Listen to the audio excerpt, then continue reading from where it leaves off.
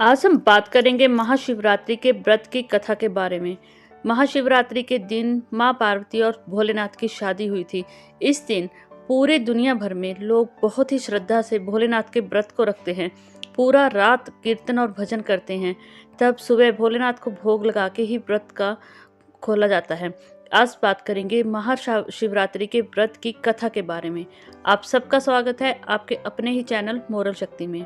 बात करते हैं शिवरात्रि की कथा के बारे में। एक समय की बात है जब शिव और पार्वती अपने कैलाश में विश्राम कर रहे थे। तब पार्वती माँ ने भोलेनाथ से पूछा कि प्रभु, ऐसा कौन सा दिन है जिस दिन आपको सबसे ज़्यादा प्रिय है और आपके भक्तजन अगर आपको उस दिन पूजा करें, आपके लिए व्रत रखें तो आप बहुत ज़्यादा खुश होते हो और भक्तों की हर इच्छा को पूरा करते हो।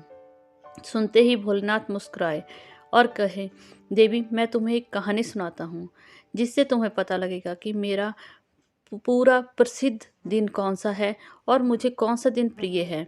और सबसे बड़ी बात, जिस दिन मेरे भक्त अगर मुझे दिल से थोड़ा सा भी पूजा करते हैं और याद करते हैं तो मैं उनकी हर एक इच्छा को पूरा करता हूँ। पार्वती माँ ध्यान से सुनने लगी। भोलेनाथ ने बोला, एक समय की बात है, एक चित्रभानु नाम से एक शिकारी हुआ करता था। भोलेनाथ ने माँ पार्वती को चित्रभानु की कथा सुनाई। उन्होंने बताया कि चित्रभानु शिकारी था।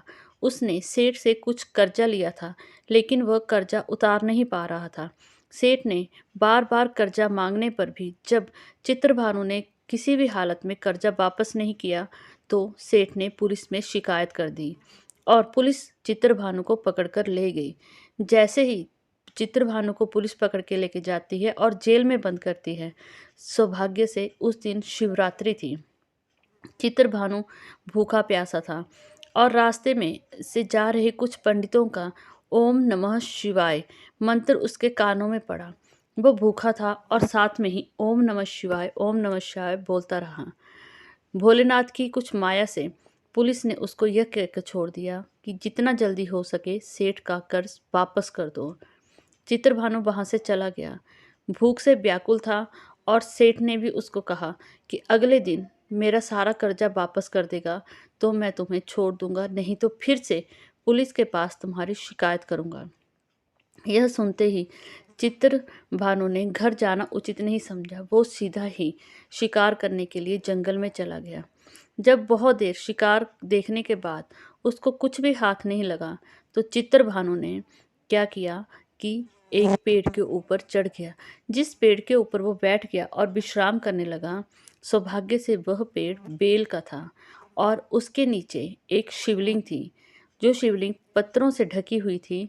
चित्रभानु को उस शिवलिंग का आभास नहीं था। वह जैसे ही पेड़ के ऊपर बैठता है, वहां से पत्ते गिरते गिरते शिवलिंग के ऊपर आकर गिरने लगते हैं। अनजाने में ही सही, उस दिन शिवरात्रि के दिन भोलेनाथ का व्रत भी हो गया और साथ में जैसे ही उसके हाथों से गिरते हुए पत्ते शिवलिंग के ऊपर गिर रहे थे, उसकी पूजा भी हो गई। रात को बैठा रहा, जैसे ही पेड़ के ऊपर उसके सामने एक हिरन आता है, हिरनी आती है। हिरनी कहती है, अरे शिकारी भैया, मुझे मत मारो, मैं अपने पति को ढूंढ रही हूँ। अगर तुम मुझे थोड़ा सा समय देते हो, अगर मैं अपने पति को ढूंढ लेती हूँ तो मैं तुमसे वादा करती हूँ मैं फिर से तुम्हारे पास आ जाऊंगी। चित्रभानु ने उसकी बात मानी और उसको कहा, ठीक है, तुम अपने पति से मिलकर यहाँ आ जाना। कुछ ही समय पश्चात एक और हिरनी आती है। वो कहती है, अरे शिकारी भैया, मुझे मत मारिए, मैं बहुत ही दुखी हूँ। 2 दिनों से मेरा पति और मेरी बहन गुम है, मुझे मिल नहीं रहे, मैं उनको ढूंढ रही हूँ, आज मुझे मत मारो। चित्रभानु ने कहा, अगर मैं सबको ऐसा ही छोड़ता रहा तो मैं शिकार कब करूँगा और सेठ के पैसे कब वापस करूँगा। आज मैं तुम्हें मारूंगा। हिरनी ने फिर से प्रार्थना की, भैया छोड़ दो, बहुत जल्द जैसे ही पति और बहन मिल जाएंगे मैं तुम्हारे पास फिर से आ जाऊंगी। सुनते ही चित्रभानु को पता नहीं क्या महसूस हुआ कि उसने फिर से हिरनी को जाने दिया। जैसे ही रात के 2:30-3 बजे एक और हिरनी 3 बच्चों को साथ लेकर आई। चित्रभानु बहुत खुश हुआ कि आज तो इतना शिकार आया है, आज तो एक बार में ही सेठ का कर्ज उतर जाएगा।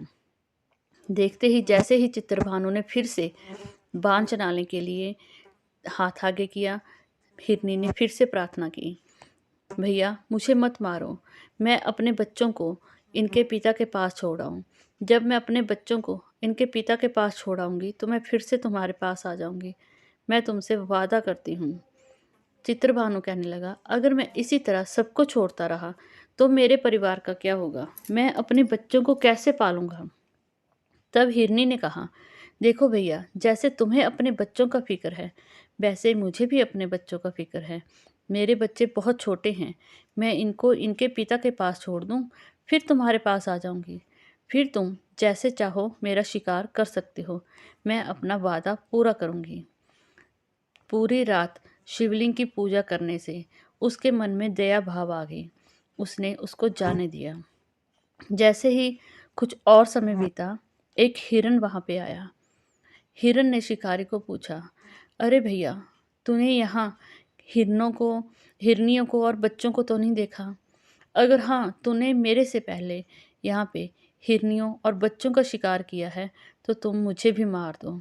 अगर तुमने उनका शिकार नहीं किया तो मुझे भी छोड़ दो, मुझे अपने परिवार से मिलना है। सुनते ही चित्रभानु को समझ नहीं आ रहा था कि हो क्या रहा है। भोलेनाथ की महिमा थी कि जैसे चाहे अनजाने में ही चित्रभानु ने पूरी रात भोलेनाथ की सेवा की, उनके ऊपर बेलपत्र चढ़ाया, उसके मन में एक दया भाव आ गई थी। और चित्रभानु यह सब कुछ सोच समझ कर ही कर रहा था या भोलेनाथ उससे करवा रहे थे। उसके मन में दया आई और उसने उसको जाने दिया। उसको लगा कि देखो जानवरों में भी कितना प्यार है, किस तरह से प्यार से एक दूसरे के साथ सभी जानवर रह रहे हैं और एक दूसरे के बारे में सोच रहे हैं। सोचते ही चित्रभानु ने उनको जाने दिया और उसके मन में ख्याल आया कि अब आगे से वह कभी शिकार। अब चित्रभानु भी शिकार करना छोड़ के पूरा दिन मेहनत करने लगा और दिहाड़ी लगाने लगा। बहुत जल्द चित्रभानु ने अच्छे कामों को अपनाया और सेठ का सारा कर्ज मुक्त किया। जैसे ही भोलेनाथ ने यह कहानी माँ पार्वती को सुनाई तो माँ पार्वती बहुत खुश हो गई और साथ में कहने लगी, भोलेनाथ, ये ऐसा कुछ नहीं था कि चित्रभानु ही वहाँ से शिकार करने के लिए गया और आपकी लीला थी कि आपने उसको बेल के वृक्ष के पास बैठाया और आप उसके ओम नमः शिवाय के मंत्रोच्चारण से खुश हो गए। तो दोस्तों, यह थी महाशिवरात्रि की व्रत कथा। अगर आप भी भोलेनाथ को खुश करना चाहते हैं तो बस भोलेनाथ को खुश करने का आसान सा उपाय है, ओम नमः शिवाय का जाप कीजिए, महाशिवरात्रि के दिन व्रत कीजिए। इस बार महाशिवरात्रि 2023 को 18 फरवरी को है, तो भोलेनाथ को खुश करने के लिए व्रत कीजिए, पूरा शाम कीर्तन कीजिए और साथ में ही भोलेनाथ की शिवलिंग पे बिलपत्र चढ़ाइए। इससे ही भोलेनाथ खुश हो जाएंगे और आपको वो हर मनोकामना पूरी होगी जो आप चाहते हैं। अगर आप मेरे चैनल पे नए हैं तो प्लीज़ मेरे चैनल को करें सब्सक्राइब, वीडियो करें लाइक और साथ में कमेंट में हर हर महादेव लिखना मत भूलिएगा।